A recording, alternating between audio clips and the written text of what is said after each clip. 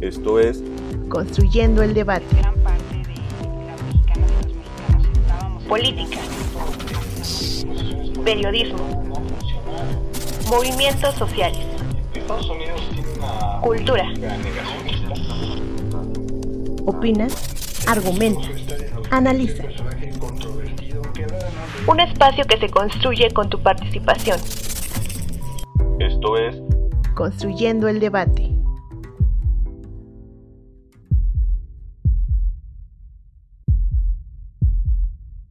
El 11 de marzo del 2020, la Organización Mundial de la Salud declaró que el brote de coronavirus COVID-19 se había convertido en una pandemia global. Desde ese momento, el mundo y las sociedades de cada país han vivido una de las situaciones más críticas de la historia de la humanidad.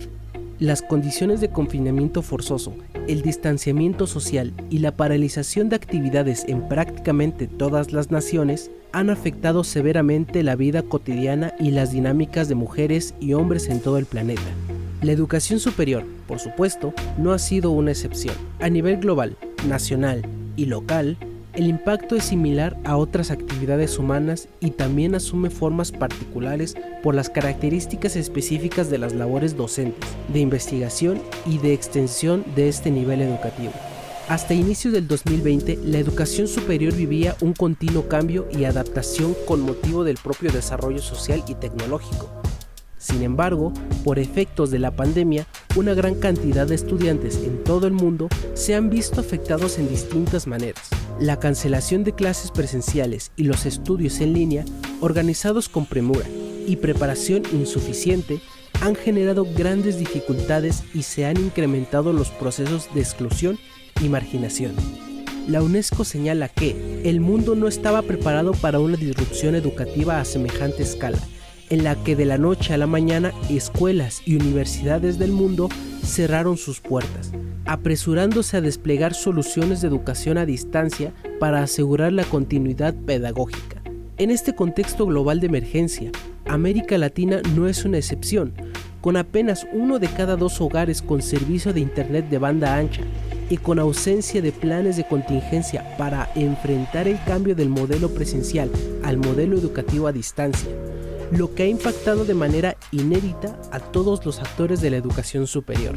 Como resulta esperable de un proceso de esta magnitud a nivel mundial, regional, nacional y local, la pandemia del COVID-19 ha afectado profundamente a las instituciones, actores y procesos que tienen lugar en la educación superior. Como en otros espacios y actividades de la sociedad, se han producido afectaciones y cambios cuya duración y trascendencia son difíciles de prever. Parece conveniente superar una primera etapa de reacciones obligadas, inevitablemente apresuradas y aceleradas, para dar paso a reflexiones cuidadosas sobre el futuro de la educación superior. En México, estas reflexiones deben compaginar demandas, proyectos e iniciativas de cambio que estaban teniendo lugar antes de que se desatara la crisis del COVID-19, con los análisis de las transformaciones sociales, políticas, económicas y culturales que serán resultado de la propia crisis. Este es el camino de una postura deseable para afrontar los retos que transformarán la educación superior en nuestro país. Con información de Imanol Ordorica y Baptista Borrell, mi nombre es Yamil Sosa y estás escuchando Construyendo el Debate.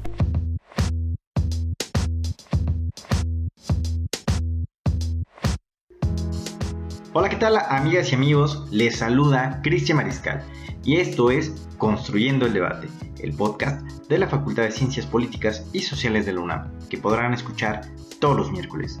Nos pueden seguir a través de Facebook e Instagram, donde pueden hacernos llegar sus preguntas, comentarios y también sugerencias sobre los temas que ustedes quieran que abordemos en este su espacio.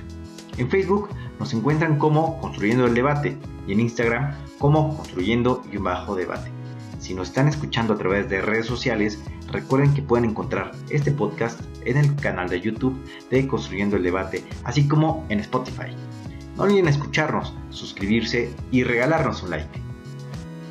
En este episodio hablaremos sobre los retos, las problemáticas y los avances de la educación superior en línea. Y para este tema tendremos a 3 grandes invitadas, comenzando por la maestra Erika Andrea Rodríguez Velázquez, quien es licenciada en Ciencias de la Comunicación por la Facultad de Ciencias Políticas y Sociales de la UNAM y maestra en Comunicación y Tecnologías Educativas en la Escuela de Altos Estudios de Comunicación y Educación del Instituto Latinoamericano de Comunicación Educativa. Cuenta también con estudios de posgrado en Comunicación Organizacional por el IPAT. Actualmente es coordinadora del Centro de Estudios de Ciencias de la Comunicación en la Facultad de Ciencias Políticas y Sociales y desde el 2012 es profesora de la asignatura de la especialidad de producción de la carrera de Ciencias en la Comunicación y ha desarrollado contenidos para sistemas de educación a distancia. Bienvenida, maestra Erika, a este espacio de Construyendo el Debate. Maestra, entrando directamente a materia, nos gustaría comenzar consultándole ¿cuáles han sido los retos, problemáticas y avances en el modelo de educación a distancia en la pandemia, específicamente a nivel superior? Quisiera responder esta pregunta desde lo que plantea el psicólogo ruso Lev Vygotsky en su teoría sociocultural, en la cual plantea que el desarrollo cognitivo individual proviene primordialmente de la sociedad. En este sentido, una de las problemáticas que se vivieron al principio de la pandemia fue justamente la negación de parte de la población adulta a que sus hijos recibieran educación a través de dispositivos electrónicos digitales. Lo desconocido definitivamente aterraba a los padres que estaban acostumbrados a la forma tradicional de educación. Eso fue un gran obstáculo para que los jóvenes y los niños pudieran adaptarse a esta nueva modalidad educativa. Pues bien, la educación a distancia, ya de por sí estigmatizada por los sectores menos cercanos a esta modalidad, fue desdeñada y vista por encima del hombro. El reto fue ventajas del modelo. En el caso de la educación superior a distancia, su recibimiento no fue tan grato. La mayoría de los jóvenes no la conocían y dieron cabida a los mitos. Entraron con facilidad al mundo de las fake news y de la posverdad. Muchos de ellos cerraron sus mentes a otras posibilidades de aprendizaje. Es decir, los jóvenes dijeron, no sabemos cómo funciona este modelo, no vamos a aprender, nos creemos incapaces. Además que también el tema de la accesibilidad a la tecnología, a los gadgets, a los aparatos fue también un tema a discutir. Y si le sumamos a eso el tema de la conectividad, de la brecha digital y del problema de la banda ancha en México, bueno, todo eso sumó muchas condiciones para que los jóvenes no vieran con buenos ojos el cambio de modalidad educativa. Claro, maestra, muy interesante lo que nos comenta, dado que siempre ha habido una desmitificación respecto a la educación en línea, la educación a distancia, pero que hoy es una realidad que vino a cambiar el mundo, desde luego también la forma de interacción, desde los niveles más básicos como el kinder, las primarias, con las niñas, los niños, los jóvenes, especialmente jóvenes universitarios, pero que hoy en día debemos plantear este debate porque debemos encontrar la forma de potencializar su efectividad. Por otro lado, maestra, se ha incrementado el porcentaje de deserción estudiantil en la educación a distancia a nivel superior y si es así, ¿usted a qué cree que se debe esto? Se piensa que la deserción se produce cuando el estudiante se desvincula definitivo o temporalmente del sistema educativo formal. Aunque hay autores como Lávaros y Gallegos que en 2005 consideraron que dicho fenómeno no se podría considerar como tal cuando ha sucedido por los motivos asociados a enfermedades, accidentes u obligaciones legales, ¿no? Servicio militar, etc. ¿Con qué voy a este preámbulo? Es decir, primero entendamos lo que es deserción estudiantil. O sea, deserción estudiantil significa pausar, significa abandonar, significa estar pero no estar. Me parece que es importante empezar por entender qué es la deserción estudiantil. La deserción estudiantil se ha dado en todos los contextos, en todas las circunstancias. Hay jóvenes que deciden no seguir con sus estudios o pausarlos o retenerlos o hacerlo de una manera indistinta, ¿no? O atemporal. Pero realmente la pandemia fue motivo de deserción escolar o fue un pretexto. Eso yo creo que tendríamos que analizarlo porque me parece que quienes tuvieron o quienes vieron en la pandemia un pretexto para la deserción estudiantil lo aprovecharon. Y bueno, pese a todas las limitantes y pese a todos los problemas y pese a todo lo que conllevaba no tener acceso de banda ancha con una velocidad importante para tomar las clases en Zoom o tener dispositivos que permitieran esa actividad, me parece que fue mucho el tema de la disposición de los alumnos. Creo que en este caso la deserción sí estuvo presente, pero fue una condición satelital, ¿no? Una condición aleatoria. Aunado a esto, Del Castillo, en 2012, opina que la deserción escolar también tiene relación con el abandono de los sueños y perspectivas de una vida futura provechosa y responsable. Por eso se dice que la deserción escolar es un problema multicasual que involucra no solo a factores intrínsecos del individuo, sino también a variables familiares, económicas, contextuales y educativas. Y aquí vuelvo otra vez a nombrar a Lev Vygotsky, que dice que la construcción cognitiva de un individuo depende de su entorno sociocultural y me parece que fuerzan. Pues bien, en datos duros y de acuerdo a información obtenida por el diario El Universal, en educación superior el abandono se calcula en 8%. Más de 300,000 universitarios abandonaron sus estudios, ¿no? Esto es un dato que nos da el Excelsior en el 2020. Antes de la pandemia por el coronavirus, 4.1 millones de niños y niñas y adolescentes mexicanos en edad de cursar preescolar, primaria, secundaria y bachillerato estaban fuera de la escuela, así como 61 de cada 100 jóvenes en edad adulta, en edad de estudiar la universidad. A raíz de la pandemia, el Programa de las Naciones Unidas para el Desarrollo, PNUD, estimó que al menos un 15.5% de los estudiantes del nivel medio superior y posgrado no regresarán a clases para el ciclo 2021, lo que se traduce en 1.431.576 alumnos, ocasionando un retroceso a las condiciones en las que se encontraba el país en 2015. Bueno, esta es información que obtuve de fuente del periódico El Universal en una nota que se titula "Dejan la escuela 28 millones de alumnos por culpa del COVID". Es decir,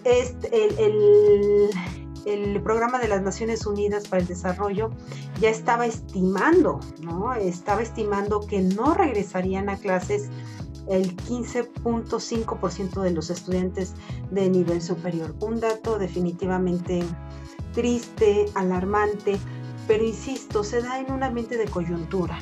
Me parece que no es tanto el tema de la pandemia, sino todas las condiciones que se sumaron para que un alumno tomara esta decisión. Todo un fenómeno que desde luego se tiene que estudiar, abordar en cada una de sus condiciones, de sus alcances, porque es muy cierto que pueden ser muchas las razones y no necesariamente el tema de pandemia, pero que aquí se hizo más notorio, que más marcado. También sin duda la pandemia vino a remarcar las condiciones de desigualdad social. Nos gustaría cerrar preguntándole cuáles han sido los principales retos de las y los docentes que también han tenido que forzadamente dar clases en línea a nivel superior, es decir, la experiencia docente, y cuáles han sido los retos y problemáticas que se han enfrentado como docentes al preparar una clase o todo un curso a distancia.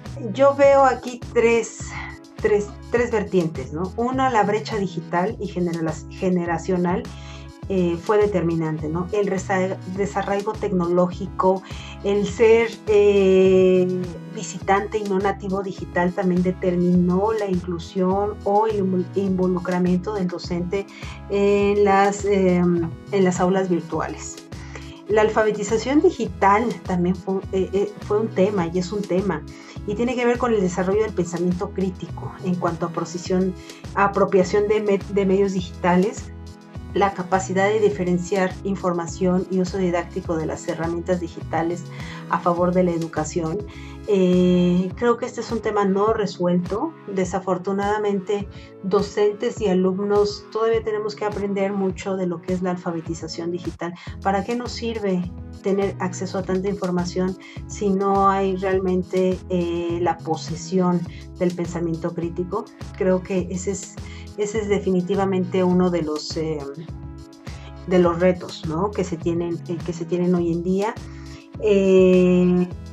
Los valores, ¿no?, los valores que se tienen que formar en un aula virtual, más allá, porque la información se tiene, ¿no? La información ya es demasiada, estamos inundados de información verdadera, falsa, pero nos hace falta el involucramiento del docente para desarrollar en el alumno o para combinarlo al camino de un pensamiento crítico, es decir, que sepa diferenciar, que sepa clasificar, que sepa obtener la mejor información y no irse con lo primero que encuentra, ¿no? Creo que también el saber usar el ecosistema digital es todavía un reto.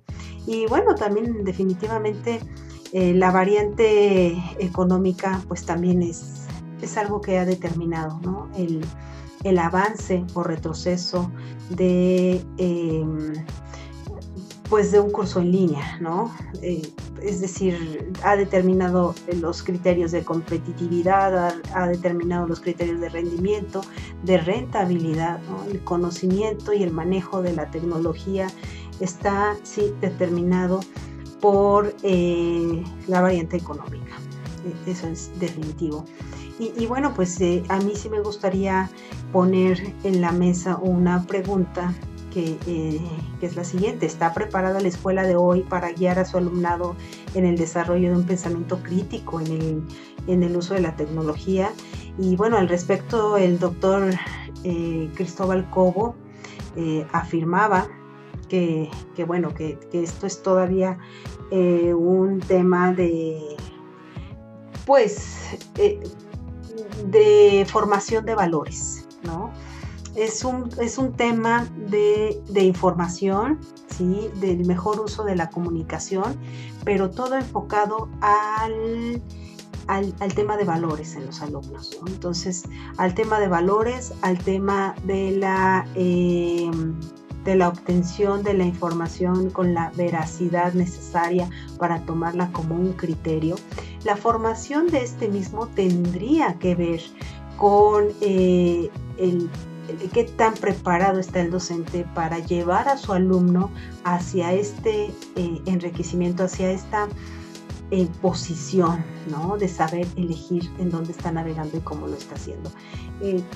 Por supuesto que el uso de la tecnología es fabuloso, nos lleva a conocer escenarios virtuales realmente inimaginables, pero si no se encuentra el por qué y el para qué y no se da con una reflexión lo suficientemente fuerte, sólida, para poder formar un criterio y un pensamiento crítico, creo que se siguen haciendo mal las cosas. Entonces, bueno, está perfecto que se hable de democracia digital, está perfecto que se diga que ahora se han abatido las distancias y que tenemos información de todos lados para todos lados y que la comunicación cada vez es más instantánea, pero aquí tendríamos otra vez que reflexionar sobre qué tan importante o qué tan necesaria o qué tan real se hace esta democratización de la información y de los usos de la tecnología. ¿Para qué nos sirven a nosotros como docentes tener acceso a todo el mundo? Si en realidad no sabemos para qué y no tenemos las herramientas necesarias para guiar al alumnado hacia este universo de posibilidades y sobre todo para decirles por dónde tienen que ir. Gracias, maestro, por su respuesta y también para agradecerle que haya estado con nosotros en esta entrevista, en este primer bloque. Además, también nos acompaña en este episodio y le damos la bienvenida a Construyendo el Debate a la maestra Silvia Josefina González Martínez. quien es licenciada en Ciencias de la Comunicación con especialidad en Publicidad por la Facultad de Ciencias Políticas y Sociales de la UNAM. Realizó un máster en Dirección Comercial y Marketing en el Instituto de Estudios Bursátiles en Madrid, España. Actualmente es profesora adscrita al Centro de Estudios de Ciencias de la Comunicación y es encargada de la unidad de titulación del mismo centro. Qué gusto tenerla con nosotros, maestra Silvia. Y bueno, maestra Silvia, como sí nos gustaría ver en este segundo bloque el tema de la educación superior, especialmente en esta transición de lo presencial a lo virtual en la enseñanza. Nos gustaría comenzar preguntándole qué retos o problemáticas ve en el llamado modelo mixto o semipresencial de estas clases. Antes que nada, muchísimas gracias por haberme tomado en cuenta e invitado a este valioso espacio. Y bueno, pues mucho se ha hablado y sobre todo últimamente de este modelo mixto o semipresencial, debido a que pues ya se conocía desde hace varios años. Sin embargo, pues cobró gran auge desde el año pasado que entramos en esta cuarentena y que nos vimos obligados a permanecer en nuestras casas hasta nuestros días, ¿no? Entonces, pues bueno, se ha retomado y la verdad pues no estaba tan cercano a la educación tradicional en la que estamos acostumbrados en México, ¿no? Yo les comento un poco que yo hace 15 años tomé un MBA en línea y realmente todo el mundo me preguntaba, pues, o sea, como que se quedaban medio extrañados y pues no sabían a qué se referían, casi lo veían así como hace muchos años a esa educación por correspondencia o por televisión, ¿no? Que también ha tomado auge, sobre todo en la educación básica, ¿no? Entonces, pues sí, en ese momento era como, me costaba trabajo explicar a qué se debe esta educación a distancia o en línea, pero bueno, actualmente lo que nos causa un poco de, ¿cómo se puede decir?, de expectativa es cómo lo vamos a aplicar, ¿no? Y no nada más a nosotros en la comunidad de la UNAM y de la Facultad de Ciencias Políticas y Sociales, sino también pues en otras instancias lo he escuchado, ¿no? Yo ya lo he escuchado con mi hijo que está en educación primaria y que aún se está definiendo cómo va a ser el próximo ciclo escolar. Están haciendo algunas pruebas, por ejemplo, ¿no? Y entonces nos han pedido llevar cada tercer día a nuestros hijos y solamente 2 horas. Y bueno, pues ya hay unos métodos bastante pues tecnológicos, ¿no? Para hacer como una detección y de sus signos y todo esto, ¿no? Pero bueno, pues aquí nosotros es importante tomar en cuenta primero entre los retos, pues crear una logística adecuada para implementar este modelo contemplando las características de nuestra comunidad, ¿no? Características, necesidades y contexto de nuestros estudiantes, de nuestros profesores y también de las instalaciones, para también a partir de ello pues tomar decisiones. Hay que buscar un equilibrio también como reto, buscar un equilibrio en el cual pues se aprovechen estas clases y van a ser presenciales y también en línea, pues que haya un equilibrio, pero también que haya menos desgaste, porque por ahí se ha platicado un poco de, bueno, pues igual y que se cite a la mitad de los alumnos de un grupo presencial y entonces que se les dé un tema y después que vuelva a repetir el profesor el mismo tema en la otra sesión, ¿no? Y creo que sería desgastante para el profesor y bueno, pues eso habrá que verse si realmente funciona. Como les comento, en otras instituciones lo que van a hacer es que el alumno el alumno, y en este caso si son menores de edad, pues tome la decisión si va a tomar presencialmente las clases o se queda en su casa, y entonces se va a contar con una transmisión, ¿no? En el cual va a estar en una plataforma, puede ser en este caso Zoom, y bueno, pues se va a estar transmitiendo en ese momento la clase, aunado a que va a haber alumnos dentro de las aulas, ¿no? Eso también podría ser otra opción y podría ser pues un buen reto, ¿no? ¿Qué otro reto tenemos? Bueno, pues que somos una comunidad bastante grande, ¿no? En la UNAM y en Ciudad Universitaria y en nuestra facultad. Y entonces también en la facultad hemos estado poco estructurados muchas veces, ¿no? Sobre todo en ciertas carreras que están saturadas y que de repente pues teníamos alumnos de más, ¿no? Y que faltaban bancas o que estábamos muy apretados y que era un tema también para cuando había sismos, ¿no? Que era de, bueno, pues es que qué tan protegidos estamos o qué tanto podemos responder frente a ese riesgo, ¿no? Y entonces también el reto sería eso, ¿no? Cómo poder dividir e impartir clases con calidad a nuestro estudiantado, ¿no? ¿Qué otro reto les puedo comentar? Pues bueno, esto es importante tener claro los propósitos, qué es lo que se va a aprender, definir estrategias de enseñanza y aprendizaje que se emplearán en los espacios y tiempos presenciales y a distancia para que realmente se aprovechen todos los tiempos, cuidar que exista articulación entre las actividades presenciales y a distancia, que no se rompa esto, y acompañar a los estudiantes en el proceso y brindar retroalimentación, ¿no? Entonces eso es lo básico. ¿Qué problemáticas tenemos? La brecha digital, ¿no? El acceso a la tecnología, tanto del estudiantado como de los profesores y también de los planteles, ¿no?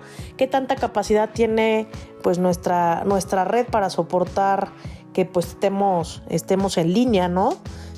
Todos al mismo tiempo o que tenga calidad la transmisión del profesor? Eso sería importante considerar como una problemática, pero pues yo le veo más como reto, ¿no? ¿Qué otra cosa? Bueno, también la forma de garantizar la socialización que se requiere, ¿no? Como personas, como individuos que vivimos en sociedad, ¿no? Y que yo ya veo ahorita a mis alumnos bastante bien integrados y que ahorita, por ejemplo, que estamos a fin de semestre, veo que publican muchísimo sus sesiones en Zoom en las cuales están trabajando en equipo los trabajos finales, valga la redundancia. Y entonces me parece que estamos ya muy bien adaptados y eso nos va a ayudar muchísimo. Otra problemática pues puede ser el carácter pues económico, ¿no? Que esto pues la verdad sí ya estamos más acostumbrados, los que teníamos mala recepción, algunos incluso han cambiado de compañía, pero bueno, pues eso siempre va a estar latente, ¿no? Maestra Silvia, gracias por esta respuesta que es tan completa, haciendo este balance entre los retos, las oportunidades, las problemáticas. Y sí, claro, ya después de un año de pandemia donde ya pues, básicamente en la UNAM fueron 2 cursos completos y uno pues ahí casi en la mitad que se tuvo que rescatar, que desde luego hoy ya nos tiene también muy adaptados de cierta manera, pero también se debe replantear lo que se puede mejorar y llegar sobre todo a esta cobertura, como nos lo menciona. Por otro lado, ¿nos podría hacer un análisis prospectivo sobre la educación a distancia a nivel superior? Pues implica muchos escenarios, ¿no? Primero, pues un profesorado más tecnológico, ¿no? Más preparado para poder primero conocer plataformas, después pues aterrizar o trasladar e implementar estrategias didácticas adecuadas para este modelo de educación. Obviamente llegó para quedarse, ¿no? Y se va a estar implementando cada vez más y pues creo que no solamente pues ha tenido bastante aceptación y eso ha ayudado a muchas personas a poder pues cerrar el ciclo como estudiante, ¿no? Entonces esto va a beneficiar mucho a que en un mediano y largo plazo pues la gente pueda cerrar estos ciclos, ¿no? de su carrera que quizá la dejó inconclusa por el trabajo y que en un momento solamente se pensaba en la educación a distancia y abierta, ¿no? Para estas posibilidades y ahorita pues también esta parte de escolarizado pues ya no está descartada esa posibilidad y me parece bastante bueno, ¿no? Porque ahorita yo estoy pues estamos cerrando el semestre, ya les había comentado eso y pues tengo alumnos que estaban radicando pues aquí en Ciudad de México por la necesidad. Sin embargo, ahora pues ya se regresaron a sus casas, ¿no? Con su familia y pues tengo alumnos en diferentes lugares, ¿no? Por ahí tengo uno que está en Chignahuapan, otra que se encuentra en Mérida. Entonces, pues creo que esto es bastante favorable, ¿no? Y bueno, pues también no solamente pues en cuanto a educación, sino también en cuanto a el cierre, ¿no? La titulación. Yo que estoy en la unidad de titulación de la carrera de Ciencias de la Comunicación, realmente me he encontrado con un panorama bastante positivo porque hemos podido apoyar a egresados que se encuentran incluso en otros países y que no podían asistir, ¿no? a la facultad a hacer este trámite, ¿no? A cerrar estos trámites que implica ir y regresar, y que pues esto los ha ayudado mucho para poderlos llevar de la mano sin tener que venir, ¿no? Entonces también creo que este tema de la pandemia nos ha traído cosas muy positivas en cuanto a educación y a nivel superior. Es verdad que también no solo cambió la realidad, sino nos vino a dar algunas ventajas y que hay que rescatarlas. Muy interesante la respuesta que nos proporciona maestra. Un programa bastante interesante que nos hace reflexionar sobre los retos, las complicaciones, las facilidades también, todo lo que puede girar en torno a la educación superior en línea. Gracias a todas nuestras invitadas por habernos acompañado en este programa y de nuestra parte agradecerles por habernos escuchado. Recuerden que nos pueden seguir vía Facebook como Construyendo el Debate, también en Instagram como Construyendo-Debate, y que pueden escuchar los episodios pasados en nuestro canal de YouTube, en Spotify también y en la página Cultura con Polacas, que pueden encontrar en el sitio web oficial de nuestra facultad. Si les gustó este programa, regálenos un like, compártanos con sus amigas y amigos y no olviden dejarnos un comentario. Este podcast es producido por la Coordinación de Extensión Universitaria de la Facultad de Ciencias Políticas y Sociales de la UNAM, a cargo de la maestra María Auxiliadora Sánchez Fernández. Coordinación de producción, Carlos Corrés Cajadillo. Asistente de producción, Jessica Martínez Barrios. En la producción de cápsulas informativas, Valeria Hernández y Yamil Sosa. Se despide de ustedes, Cristi Mariscal. Hasta el próximo episodio.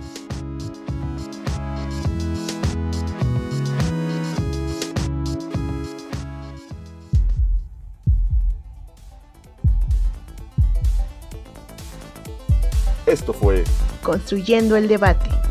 Pues gran parte de la mexicana Política. estábamos esperando esto hacia Periodismo.